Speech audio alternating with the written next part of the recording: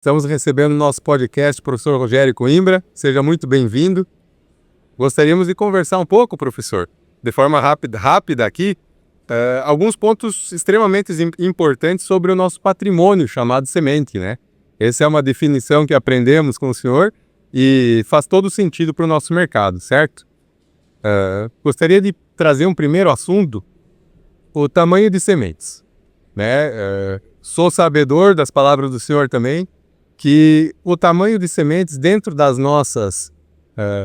nossos padrões atuais de classificação comumente utilizados no mercado, ele não define necessariamente o poder germinativo ou de vigor da semente, certo?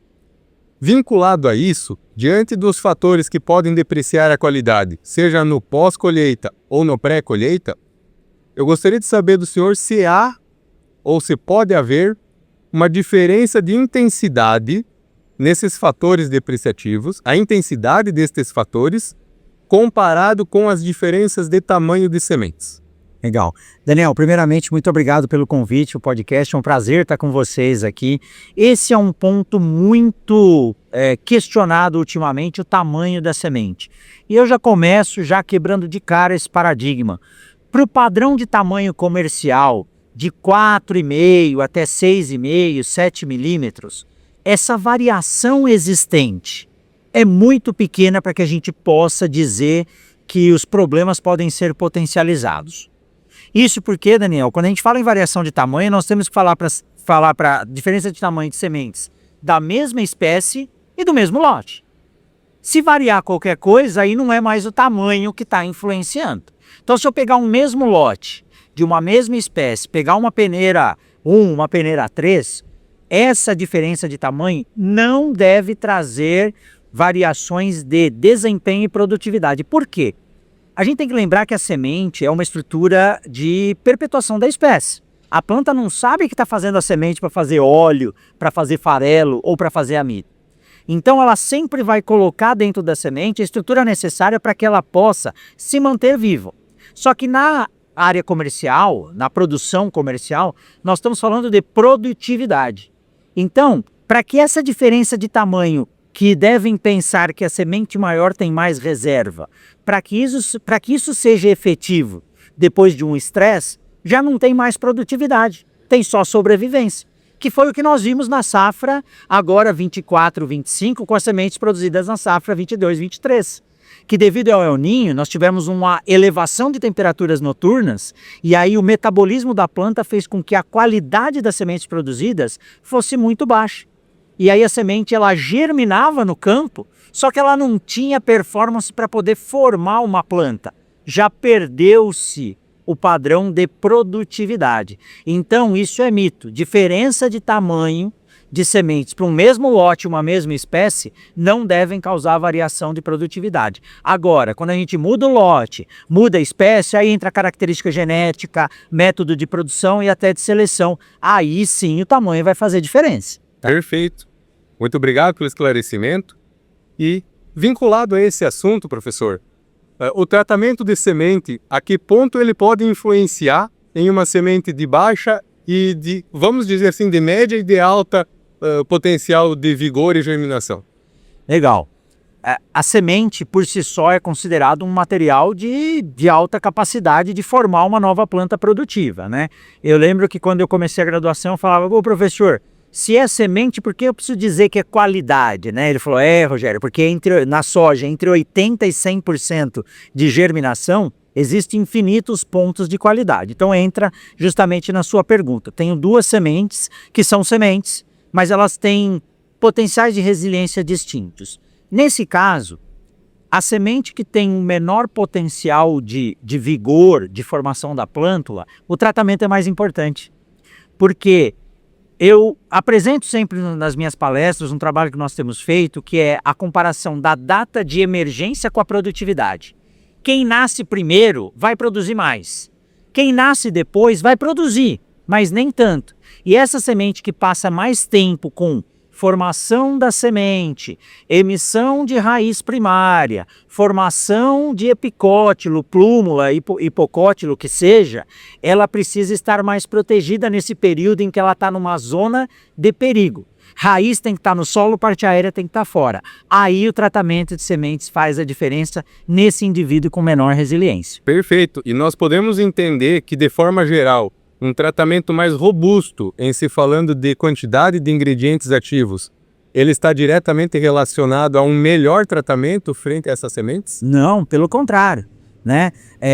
O que nós precisamos saber hoje é o posicionamento de cada tecnologia para cada semente e cada condição de plantio. Então não é que você vai colocar mais que vai proteger mais, pode ser até pior se você não tiver uma boa técnica de aplicação, e aí aqui eu defendo o tratamento industrial. Então não é porque você coloca mais que você está protegendo, pelo contrário, você pode até prejudicar a semente.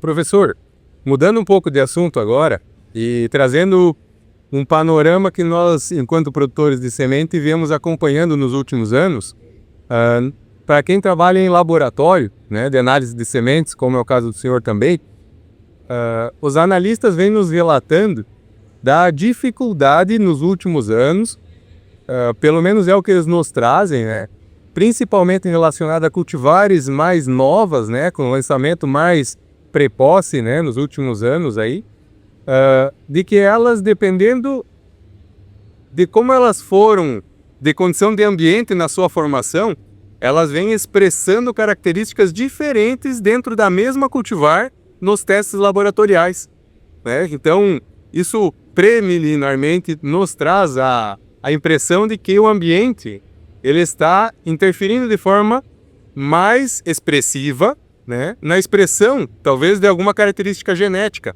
Isso faz sentido, professor?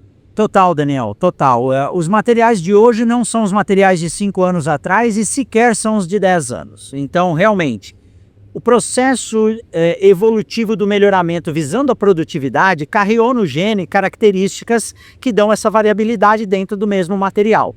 Então, eu até cito, né, que o Dr. Francisco Krzyzanowski faz um trabalho muito interessante sobre lignina na semente, e uma pequena variação na quantidade de lignina abre todos esses problemas para a semente. Então, cascas que não se formam por completo, menor capacidade de resistência na camada palissádica e células em ampulheta, que é o que dá a proteção, e a velocidade de formação dessas sementes. Além de que, grande parte dos materiais que nós plantamos hoje são materiais de hábito de crescimento indeterminado.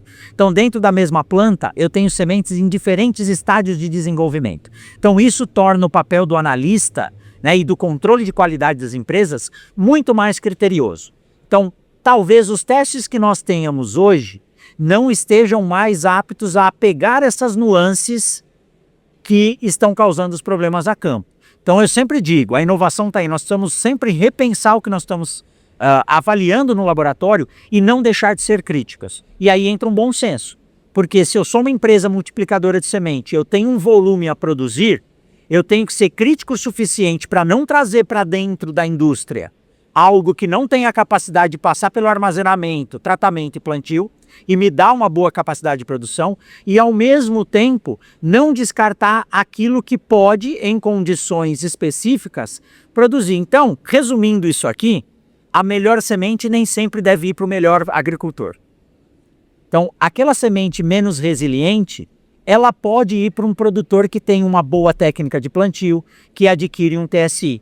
Já aquela semente que tem um vigor mais alto, uma resistência mais alta, ela pode ir para um produtor que não tem tanta tecnologia e ela vai precisar de mais resiliência. Digo isso no caso dos cotonicultores no Mato Grosso. Ele tem que plantar a soja no pó, no seco.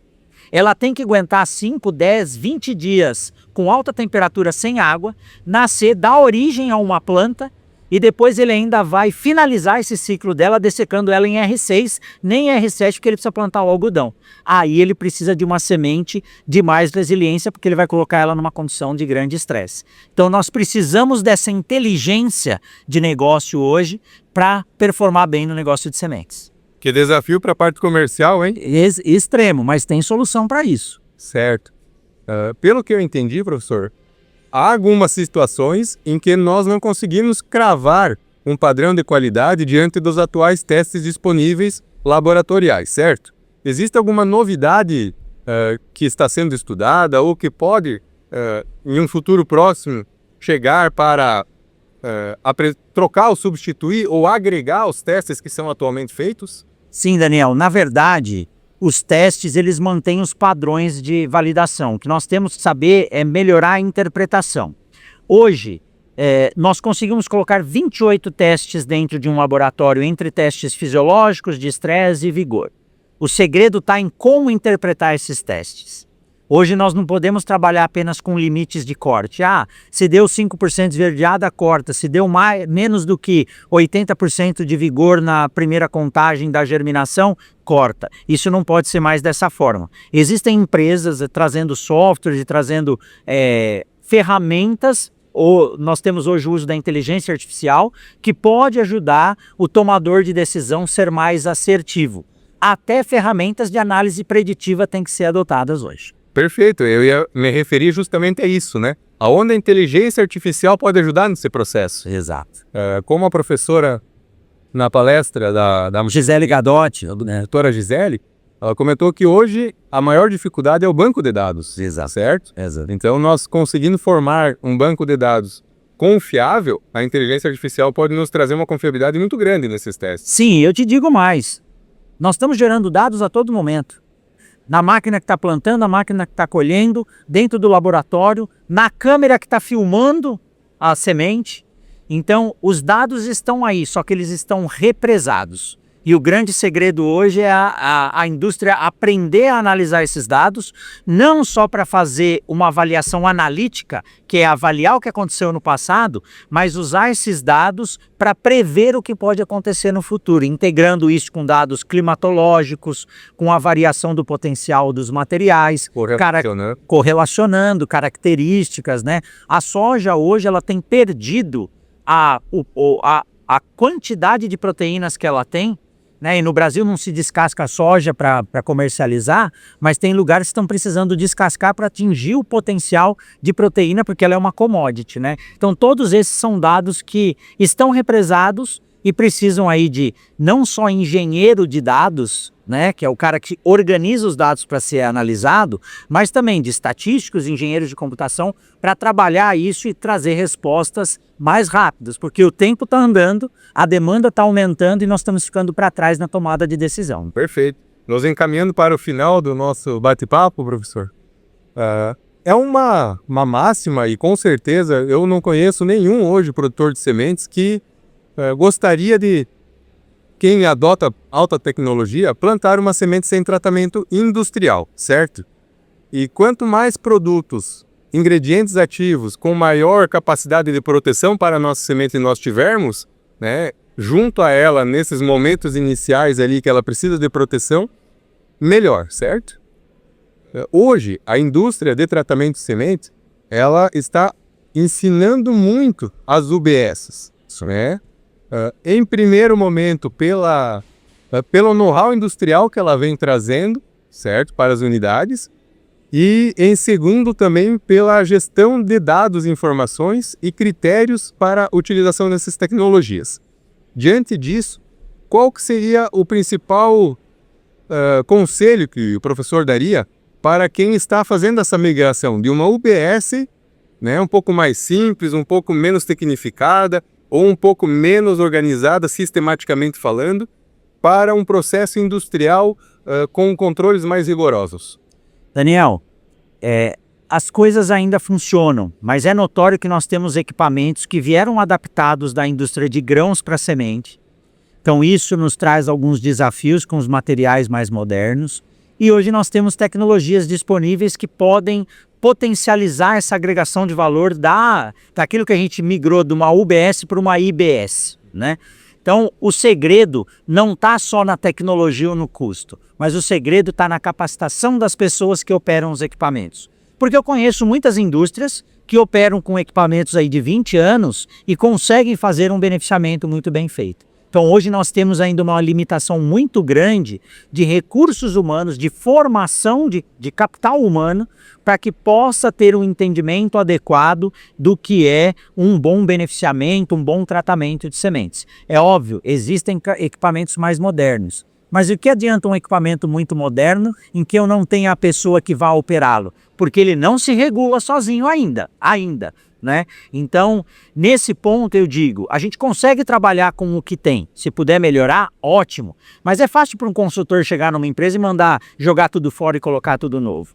O grande segredo é operacionalizar o que já existe. E isso passa por treinamento e capacitação contínuos. Isso vai melhorar cada vez mais o entendimento de como tratar aquele material, aprimorar aquele lote e ter garantia que o agricultor vai receber uma semente que vai dar uma unidade produtiva. Que bacana, passa pelo engajamento de pessoas. Pessoas, com certeza. Professor Rogério, agradecemos a presença no nosso Seedcast, tá? Muito obrigado, sempre uma honra receber o senhor por aqui. Obrigado, Daniel, valeu.